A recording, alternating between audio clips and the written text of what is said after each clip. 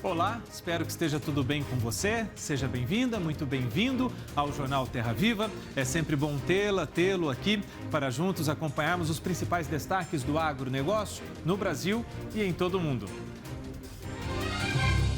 Balança comercial fecha fevereiro com superávit de 2 bilhões e 800 milhões de dólares. Ministras do governo Lula abrem mês das mulheres com encontro no Palácio do Planalto. Cadeia Paulista do Trigo se reúne para discutir projeções e setor espera manter produção em 500 mil toneladas. Governo federal autoriza pesca especial temporária de tainha. A permissão vale somente para pescadores das regiões Sul e Sudeste. E você vai ver ainda, nesta quarta-feira, o Rio de Janeiro completa 458 anos. E olha só, o estado é destaque no agronegócio brasileiro, isso mesmo. Essas e outras notícias a partir de agora aqui no Jornal Terra Viva. A Câmara Setorial do Trigo de São Paulo se reuniu pela primeira vez em 2023. O setor, aqui no estado, estima colher uma produção de 500 mil toneladas neste ano e manter o desempenho alcançado em 2022. No ano passado, a safra de trigo paulista superou as 500 mil toneladas, um resultado recorde que ultrapassou as estimativas do setor produtivo, que esperava colher 400 mil toneladas. Para 2023, a Câmara Setorial do Trigo de São Paulo estima a manutenção dos números alcançados em 2022.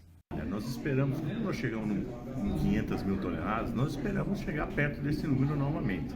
Obviamente que depende da área plantada, das condições climáticas, mas esperamos chegar perto, né? Não descer um degrau, né? Pelo menos ficar no mesmo patamar do ano que passou. Em 2022, a safra brasileira de trigo atingiu um novo patamar, 9 milhões e meio de toneladas. O presidente da Câmara Setorial do Trigo de São Paulo, Rui Zanardi, aponta que mesmo com adversidades climáticas, o cereal deve repetir os bons resultados também neste ano. Apesar de o Paraná não ter tido uma qualidade muito boa porque sofreu com as chuvas na colheita, mas o Rio Grande do Sul teve uma colheita extraordinária, de muito boa qualidade. Então eu acho que as perspectivas são muito boas para a safra de trigo nesse ano no Brasil. Além de mensurar a produção, a Câmara Setorial do Trigo trabalha para adicionar qualidade e trazer mais profissionais para o segmento. A Câmara Setorial ela é um ambiente de pluralidade. Então isso é muito importante para saber quais são os problemas de cada envolvido no setor. E isso é bom porque dessa discussão surge aí soluções, que é o importante para a gente melhorar todo o setor de uma forma geral. E olha, trigo no estado de São Paulo, né? No Vale do Paraíba, onde tem uma tradição imensa com arroz, trigo no sul de Minas Gerais, tudo isso é possível por causa da pesquisa. Um evento nesta quarta-feira, com a participação de todas as ministras de Estado, as presidentes do Banco do Brasil e da Caixa Econômica, marcou o início das ações do Dia Internacional da Mulher. Um mês, né? A reunião, que ocorreu durante um café da manhã com a imprensa no Palácio do Planalto, chamou a importância da data no contexto do novo governo e investimentos que vão ser anunciados na próxima quarta-feira, voltados às políticas públicas para as mulheres. Realizado no Palácio do Planalto marca o início das ações do governo federal voltadas às mulheres, no mês dedicado a elas. Todas as ministras estiveram presentes ou foram representadas durante a reunião, que teve a presença também das presidentes do Banco do Brasil e da Caixa Econômica Federal. A anfitriã do encontro, ministra das Mulheres, Cida Gonçalves, falou em trabalhar para que os espaços de poder sejam cada vez mais ocupados pelo público feminino. Queremos dizer que esse governo respeita as mulheres, esse governo empodera as mulheres. E nós iniciamos o mês de março com esse café, com todas nós mulheres e ministras aqui, para dizer que nós estamos traçando um caminho para que, de fato, nós possamos ter muito mais mulheres em espaços de poder. No atual governo, quase 30% dos ministérios são comandados por mulheres. Ao todo, são 11 das 37 pastas. Neste mês, uma campanha com o slogan "O governo que respeita todas as mulheres" vai circular em todos os canais institucionais e plataformas digitais do governo. A iniciativa foi anunciada pela primeira-dama, Janja Lula da Silva. Trabalhar o mês de março com todas as pautas. O tema mulher é um tema transversal de todos os ministérios. E a gente sabe a dificuldade que é isso, né, Cida? De levar esse tema transversal para todos os ministérios. Mas a ministra Cida está trabalhando com todas essas ministras que estão aqui hoje para que isso aconteça. Durante o evento, todas as ministras prometeram anunciar políticas públicas voltadas para o público feminino. Mas, por um pedido da ministra das Mulheres, Cida Gonçalves, as medidas só serão anunciadas no dia 8 de março, em um evento que será realizado aqui mesmo, no Palácio do Planalto. Nós vamos traçar políticas públicas para as mulheres em todas as áreas, onde existem mulheres, mas também onde existem homens. Nós temos ações no Ministério da Justiça, nós temos no Ministério da Educação, nós temos no Ministério da Pesca. São mais de 30 ministérios com ações para ser lançada no 8 de março. Com o aporte recorde de mais de 200 bilhões de reais anunciado para o último Plano Safra, o Banco do Brasil é hoje presidido pela primeira vez na história por uma mulher. Durante sua fala, Tarciana Medeiros falou em ações estruturantes para os próximos anos. Uma coisa que fica muito latente, fica muito forte para nós, é que todas as políticas públicas que estão sendo implementadas para as mulheres nesse governo servirão para os 4 anos, mas elas são estruturantes. Esse lugar já é nosso, nunca mais vai deixar de ser. Nós já o ocupamos. E essa visão do presidente, quando nos trouxe, ele traz para esse governo e traz para esse país a materialidade da diversidade. Apesar de ainda não adiantarem medidas, a ministra do Planejamento e Orçamento, Simone Tebet, confirmou a intenção do presidente Lula em criar um projeto de lei para equiparar salários de homens e mulheres. Quando ele disse que vai assinar o projeto de lei para mandar para o Congresso Nacional, garantindo, porque a nossa lei não nos serve, a que está lá, garantindo igualdade de salário entre homens e mulheres no Brasil. Muito obrigada. E na semana que vem, todos os programas daqui do canal Terra Viva vão debater a força e a presença da mulher no agronegócio brasileiro. Você não pode perder várias entrevistas para a gente expor essa realidade muito importante do nosso país. Uma força-tarefa vai investigar o trabalho que é realizado em colheitas no Rio Grande do Sul. A medida anunciada pelo governo do estado foi tomada depois que cerca de 200 pessoas acabaram resgatadas de um alojamento em condições de trabalho análogo à escravidão em vinícolas gaúchas. O governo do Rio Grande do Sul anunciou a criação de uma força-tarefa para fiscalizar o trabalho em colheitas, especialmente daquelas que demandam maior volume de mão de obra, como é o caso da uva e também da maçã. Também anunciou que vai convidar autoridades da Bahia para acompanhar a investigação do caso de trabalho análogo à escravidão em Bento Gonçalves, na Serra Gaúcha.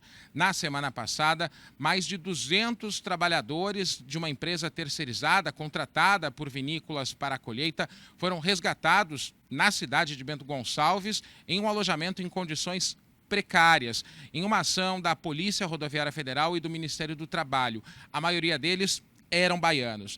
O Ministério Público do Trabalho deu prazo até quinta-feira para que a empresa Fênix Serviços de Apoio Administrativo, responsável pela contratação dos trabalhadores resgatados, comprove o pagamento de todas as rescisões. As 3 vinícolas repudiaram e disseram desconhecer a prática da empresa. Também se colocaram à disposição das autoridades para esclarecer os fatos. Tiziano Kessler, direto de Porto Alegre. A Apex, que é a Agência Brasileira de Exportações e Investimentos, anunciou que suspendeu as 3 vinícolas gaúchas de suas promoções até o final das investigações sobre as denúncias.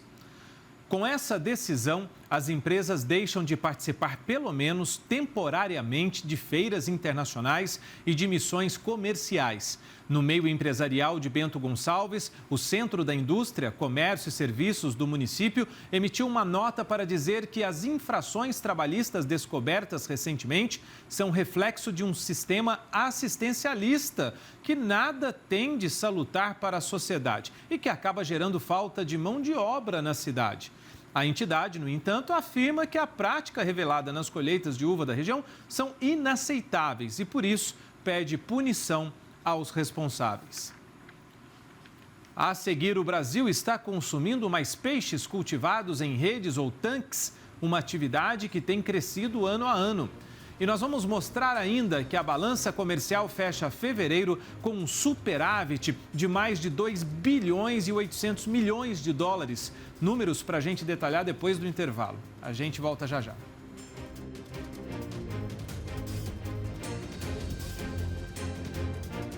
O ministro da Agricultura e Pecuária, Carlos Fávaro, participou nesta quarta-feira do lançamento do Clube de Inovação Soja em Campinas, no interior de São Paulo.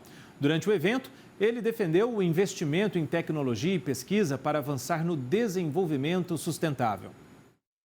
Durante o evento, Fávaro defendeu o investimento em pesquisa para que o país possa se desenvolver tecnologicamente e de maneira sustentável. O chefe da pasta de Agricultura também apontou os 2 principais desafios de sua gestão: fortalecer a Embrapa, empresa brasileira de pesquisa agropecuária, e trabalhar para melhorar a imagem do produtor rural no exterior. Segundo o Ministério da Agricultura, o Clube de Inovação Soja pretende aproximar os elos do setor sojicultor. Participaram deste encontro 48 entidades do segmento, de 18 estados brasileiros, e uma nova reunião do grupo está agendada para agosto. E a balança comercial fechou o mês de fevereiro com superávit de 2,83 bilhões de dólares, ou seja, positivo, né? A queda nas exportações de café, de carne bovina e de petróleo fez o superávit da balança comercial recuar em fevereiro. E apesar desse recuo, esse é o terceiro melhor resultado para o mês, só perdendo para fevereiro de 2022 e de 2017. Números para a gente pensar lá na frente no Agritendências com Silmar César Miller.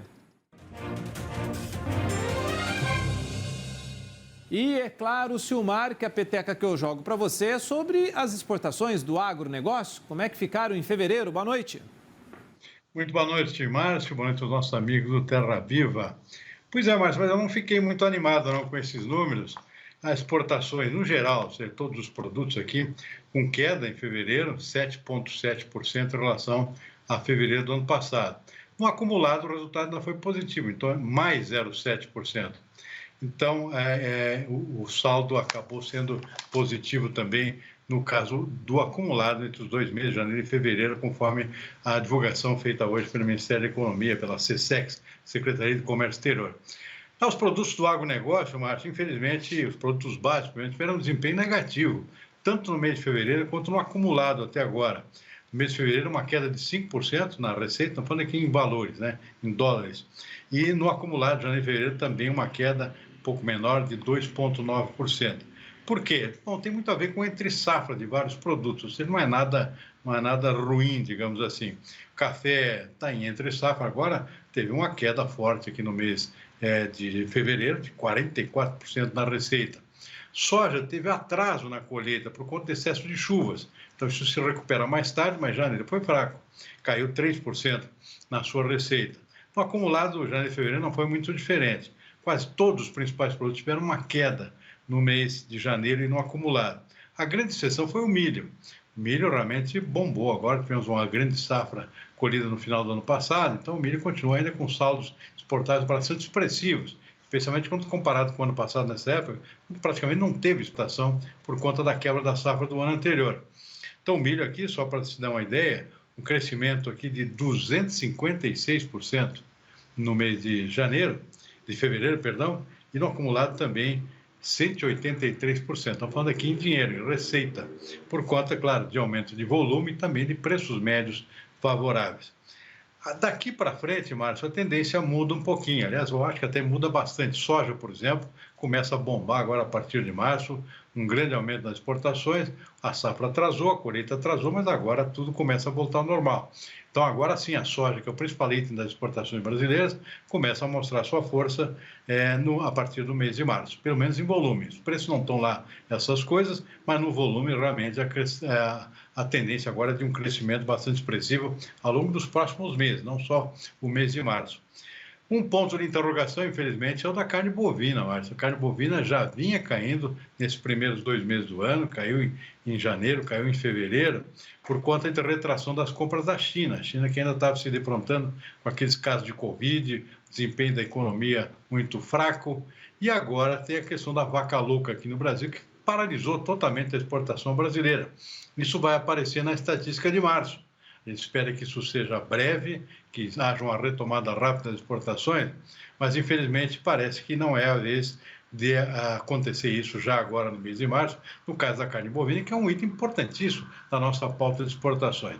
De resto, sim, os demais produtos agora começam a mostrar sua força, tem colheita começando agora de cana-de-açúcar, então vamos ter mais açúcar para exportar, café vai demorar um pouco mais, já mais para o fim do primeiro semestre, aí vamos ter aumento das exportações de café e as coisas começam a se ajustar, portanto, voltando ao normal. Mas o começo de ano realmente não foi lá essas coisas, Márcio. Muito bem. E os mercados hoje, Silmar? Márcio, hoje foi um dia positivo para a maior parte dos mercados agrícolas que a gente acompanha diariamente aqui no nosso canal. Na Bolsa de Chicago, todos os grãos subiram, soja subiu 1 ponto percentual, milho mais 0,9%, trigo também subiu hoje, até o arroz em casca negociado na Bolsa de Chicago também teve alta. Um fator que contribuiu para esse comportamento foi o dólar mais fraco no mercado internacional. A gente sabe que quando o dólar fica mais barato, isso dá mais competitividade das exportações, particularmente das exportações do próprio Estados Unidos, que é o dono da moeda, né? E isso, claro, faz com que haja um ajuste para cima, permite aumento de preço das commodities, porque o dólar ficou mais barato, portanto, não encarece o preço para o consumidor final. Fica no 0 a 0. Foi o que aconteceu nesta quarta-feira. Na Bolsa de Nova York, um desempenho até mais expressivo. O algodão voltou a subir hoje, 1,9%.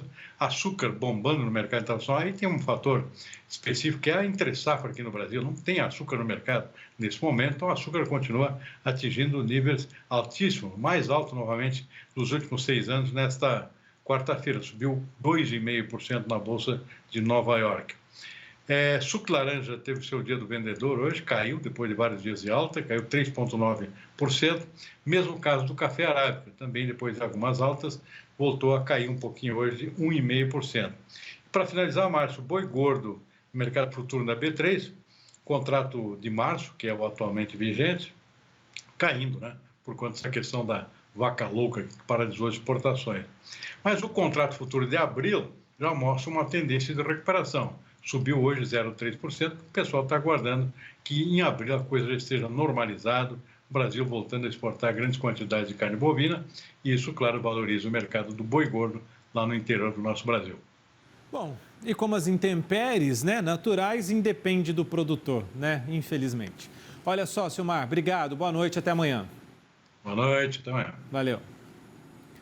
O governo federal autorizou a chamada pesca especial temporária de tainha. A permissão vale somente para pescadores das regiões Sul e Sudeste. A medida foi oficializada por meio de portaria publicada no Diário Oficial da União desta quarta-feira. O documento é assinado pelos ministros André de Paula, da Pesca, e Marina Silva, do Meio Ambiente. O texto define as cotas de captura desse tipo de peixe, o limite de embarcações de pesca e as medidas de monitoramento e controle para a temporada de pesca da espécie. Em relação à cota de captura, por exemplo, o governo define que na área de operação definida como mar territorial e zona econômica exclusiva, o limite permitido não poderá chegar a 1 tonelada. As regras valem tanto para pessoas físicas quanto jurídicas, desde que a empresa seja licenciada e esteja cadastrada em sistema do Ministério da Agricultura. Olha, o consumo de pescado no Brasil ainda é abaixo da média ideal para uma boa saúde. Mas os produtores não desanimam. A oferta está aumentando. Há quase um ano, o Edson decidiu largar a advocacia e criar peixes na região metropolitana de Curitiba. Ele montou uma estufa com 14 tanques que produzem 10 toneladas de peixe por mês, a maior parte de tilápias. Com o aumento da procura, ele pensa em ampliar o negócio. Para viabilizar esse projeto, você tem que realmente montar um frigorífico, abatedouro, a graxaria, transformar esse resíduo, que é a carcaça e as vísceras, em farinha de peixe e óleo de peixe. Uma das vantagens desse modelo de cultivo é conseguir manter a temperatura dos tanques mesmo durante o inverno, evitando a morte dos peixes. Com isso, o Paraná, que já é o maior produtor nacional, vem aumentando a produção ano a ano. Mais de 20% de todos os peixes cultivados no Brasil saem daqui. Ano passado foram 860 mil toneladas produzidas em criadouros em todas as regiões do país, quase 20 mil toneladas a mais do que em 2021. A expectativa do setor é de aumentar as exportações e manter o crescimento no mercado interno, já que o consumo de pescados no Brasil está abaixo do recomendado pela Organização Mundial de Saúde. A média mundial é de 35 quilos por habitante, a gente só consome 10 quilos. É um hábito alimentar importante e que o Brasil está apenas iniciando.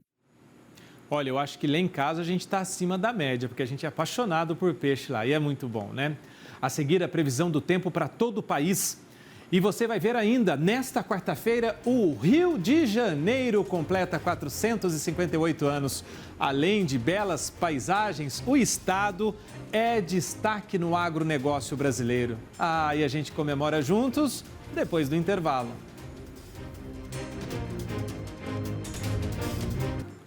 O Fundecitrus, uma associação privada mantida por citricultores e indústrias de suco do estado de São Paulo, está realizando um trabalho muito importante. Um dos principais objetivos aí da entidade é produzir um desenvolvimento mais sustentável no campo e auxiliar com pesquisas.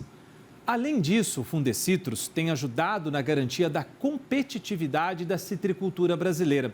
Por isso que a gente convidou o Guilherme Rodrigues para conversar conosco agora. Ô Guilherme, que alegria tê-lo aqui. Muito obrigado pela gentileza de nos atender. O Guilherme é engenheiro agrônomo do Fundecitrus, né? E vai trazer para a gente detalhes aí de como esse trabalho vem sendo realizado, né, Guilherme? Conta para a gente, então, sobre essa conexão com o mundo digital. Como é que isso tem trazido benefícios aos citricultores brasileiros? Como é que surgiu a ideia de lançar um aplicativo, Guilherme? Boa noite.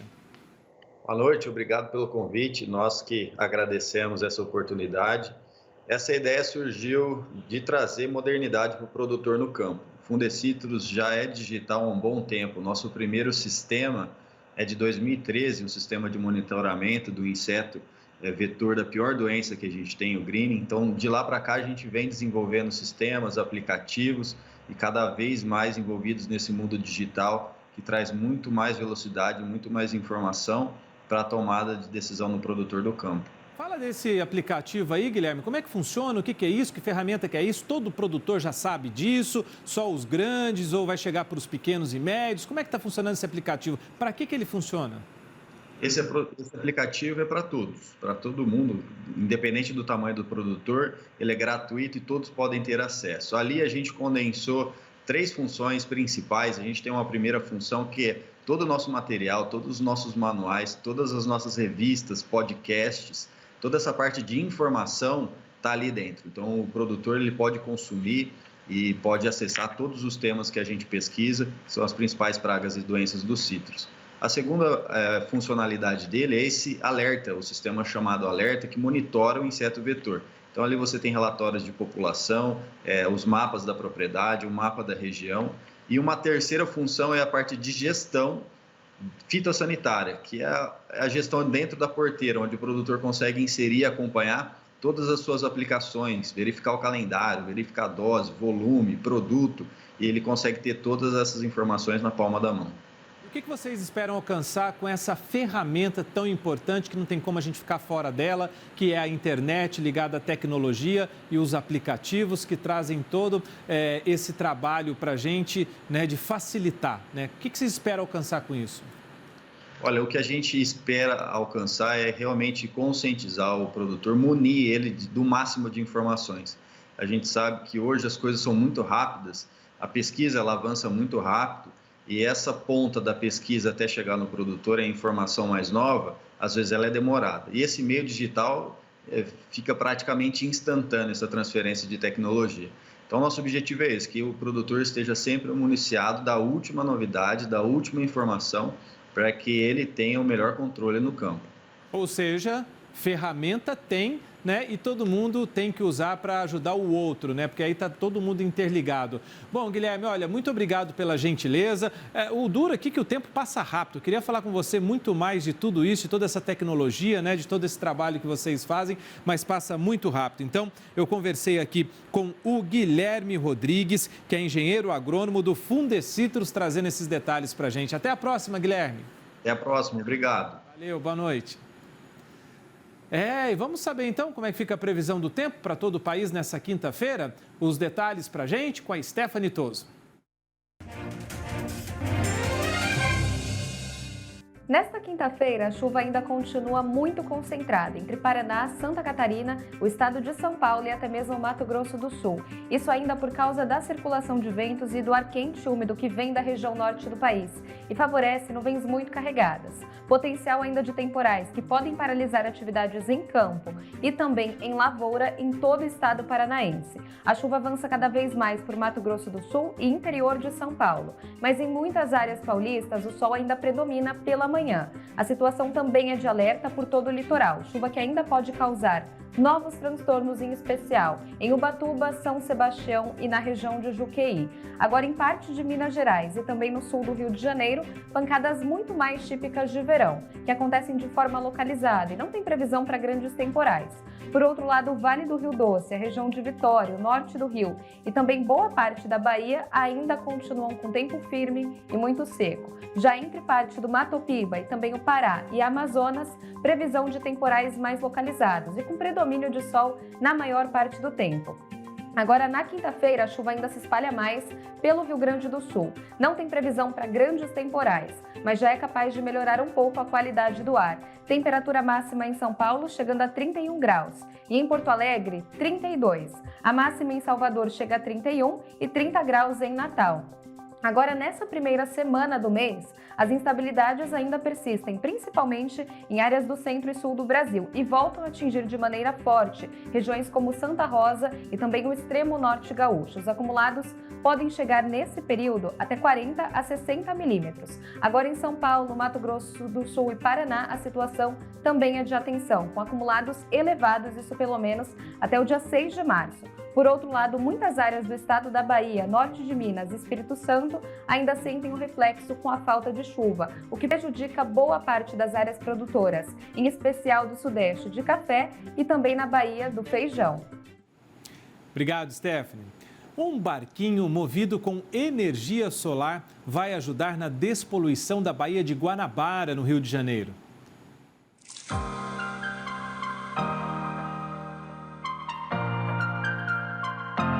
Melhor não julgar esse barco pelo tamanho, porque as melhores tecnologias podem estar nos pequenos cascos.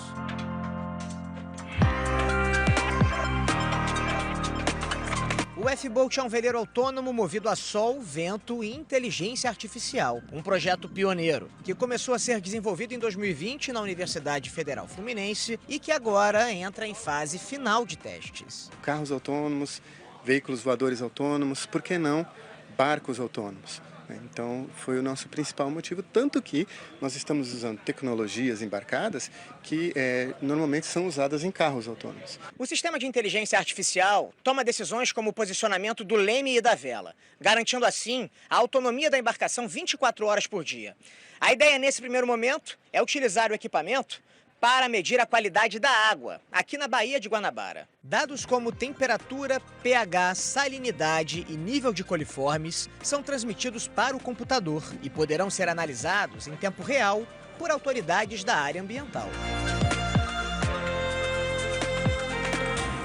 O F-Boat deve entrar em operação em julho. O custo do projeto é de cerca de R$500 mil, com recursos da Prefeitura de Niterói e apoio da Marinha. que avalia aplicar a tecnologia no monitoramento da costa brasileira.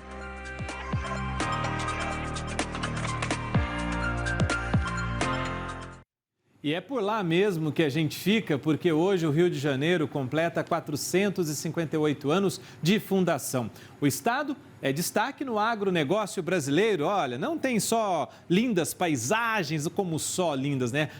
Paisagens maravilhosas, mas também uma expressiva participação na agricultura familiar, né? Essa participação é muito importante nas culturas tradicionais, como na cana-de-açúcar, café, e detém grande representatividade dos produtos como tomate, aipim, mandioca, né, alface, banana, citros e abacaxi. Macaé é considerado o maior produtor de grãos do estado do Rio de Janeiro e detentor aí do maior rebanho de gado confinado. Fica então, olha só, o nosso abraço carinhoso, não tão grande como o do Cristo Redentor, para todos os produtores do Rio de Janeiro e obrigado por estarmos juntos mais uma vez. Bom descanso, bom trabalho para quem segue aí no período noturno e fica o convite para você continuar com a gente. Continua com a gente